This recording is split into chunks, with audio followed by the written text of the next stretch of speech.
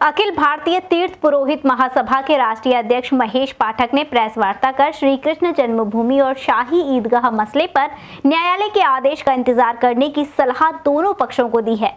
उन्होंने कहा, कोर्ट का जो भी फैसला आए उसका अयोध्या मामले की तरह सम्मान करें। वहीं उन्होंने दोनों पक्षों से अनर्गल बयानबाजी न करने की भी अपील की है।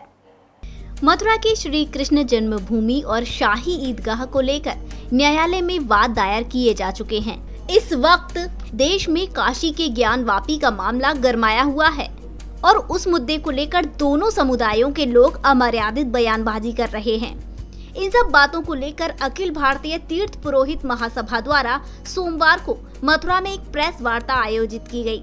प्रेस वार्ता में राष्ट्रीय अध्यक्ष महेश पाठक, राष्ट्रीय उपाध्यक्ष नवीन नागर, राष्ट्रीय कोषाध्यक्ष मुकेश स्वामी, राष्ट्रीय कार्यकारिणी के पदाधिकारी राकेश तिवारी, संजय चतुर्वेदी, मनोज कुमार शर्मा और सुशील गोस्वामी खास तौर से मौजूद रहे।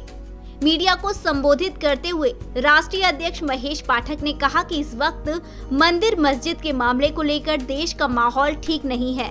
उन्होंने कहा कि मामला न्यायालय में लंबित है और ऐसे में लोगों को धैर्य का परिचय देना चाहिए, एक दूसरे पर छीटाकशी नहीं करनी चाहिए। उन्होंने कहा कि जिस तरह से ओवैसी और मुंबई के एक सांसद के बयान आ रहे हैं वह बेहद निंदनीय है। वहीं उन्होंने कुछ हिंदू नेताओं के बयान पर भी आपत्ति जताई।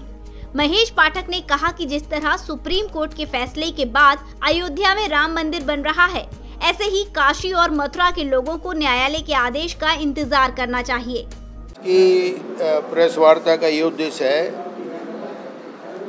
कि जब ये जन्मभूमि का विवाद यहाँ पर मथुरा में उठा तो हमने सबसे पहली एक प्रेस कॉन्फ्रेंस की और हमने अपना ये एप्रीहेंशन, अपनी आशंका जताई कि राम जन्मभूमि मुद्दा सॉल्व होने के बाद में ये मथुरा की फिजा और काशी की फिजा बिगाड़ने को ये मुद्दा उठाया जा रहा है।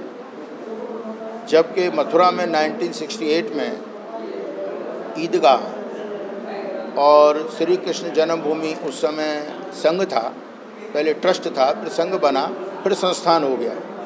तो संघ ने उनके साथ एक एग्रीमेंट किया और 68 और आज 2022 50 साल तक किसी ने नहीं कहा कि यह एग्रीमेंट गलत है और मथुरा में एक अमन शांति बनी हुई है।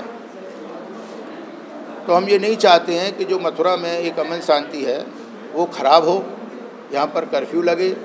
हम लोग तीर्थ पुरोहित हैं, तो तीर्थ यात्री जब आता है तभी तीर्थ पुरोहित की जीविका चलती है और तीर्थ पुरोहित की नहीं। अगर मथुरा में लाखों यात्री आते हैं तो दुकानदार है, चाहे रिक्शा वाला है, चाहे होटल वाला है, सबकी रोजी रोटी चलती है।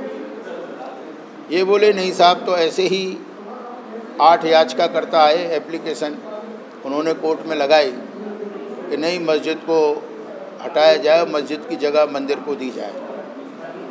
हम लोगों ने उसमें पार्टी बने, हमने अपनी बात कही, परंतु हमारी बात को लोगों ने अपने अपने तरीके से लिया।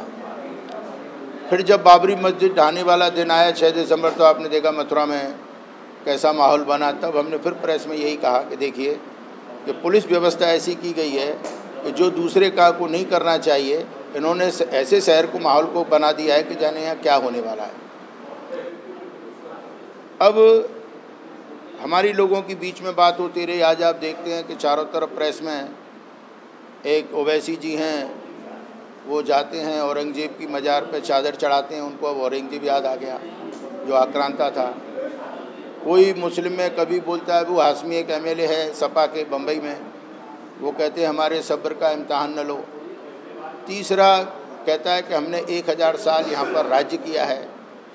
ये लोग भी कहते हैं, हमारे लोग भी इस बात को कह रहे हैं। परंतु मथुरा में मेरे काफ़ी लोगों से बात हुई, उन्होंने कहा पाठक जी एक बात बताइए, जब हमारा 1968 में एग्रीमेंट हुआ और अगर ये कहते हैं जिससे हमारा एग्रीमेंट हुआ वो लीगल नहीं है, मतलब वो लोग ऑथराइज नहीं हैं, तो ये बताइए उन पर ट्रस्ट ने क्या एक्शन लिया? वही लोग आपके ट्रस्ट के साथ हैं, वही लोग संघ के साथ हैं। यहाँ तो ये कि हमसे जो एग्रीमेंट हुआ उसमें छल कपट हमारे साथ ये हो रहा है कि आप जो लिखा हुआ है उसको आप विड्रॉ कर रहे हैं। सवाल ये कि अगर आप ये कहते हैं उन पर आप एक्शन लेते हैं तो उनको ये यकीन होगा कि भाई जो आदमी ऑथराइज नहीं था उसने हमको चीट किया और हमारे साथ एग्रीमेंट किया।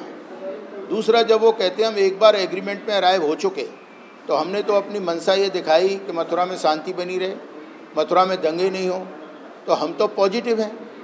तो मैं कहता हूँ कि आज क्या प्रॉब्लम है, जो ट्रस्ट के लोग हैं या सो कॉल्ड जो कहते हैं हम हिंदुओं के ठेकेदार हैं, और मैं कहता हूँ अगर तुम कहते हो वो इलीगल है, तो वो आदमी 50 साल से जन्मभूमि के पैसे को कैसे ले गया? आज 140 करोड़ हिंदुओं का वहाँ चढ़ावा आता है, और अगर तुम कहते हो उसने एग्रीमेंट किया वो इलीगल है, तो इतना धन वो कैसे ले गया? तो आपने उस पर तो कोई एक्शन लिया नहीं। उसके बावजूद भी मेरा मानना ये है कि हम बयानबाजी से बचें। होता है कोर्ट के द्वारा, आज राम जन्मभूमि भी बन रही है तो सुप्रीम कोर्ट के ऑर्डर के द्वारा, आज ज्ञानव्यापी में भी सर्वे हो रहा है तो कोर्ट के द्वारा हो रहा है, तो होना तो कोर्ट के द्वारा ही है।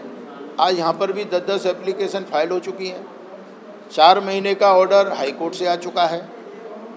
तो हम लोग बयानबाजी क्यों दें?